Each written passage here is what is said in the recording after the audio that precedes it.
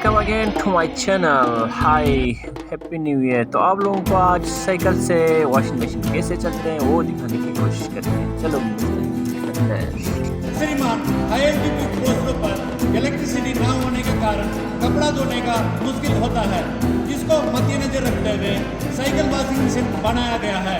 सामान: पुराना washing machine 1:13 gear box.